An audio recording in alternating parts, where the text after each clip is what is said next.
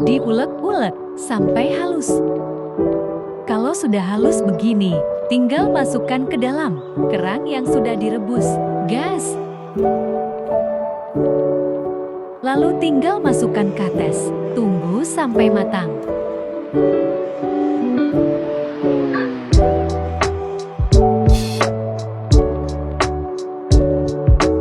Nah, jadi guys, kuah lada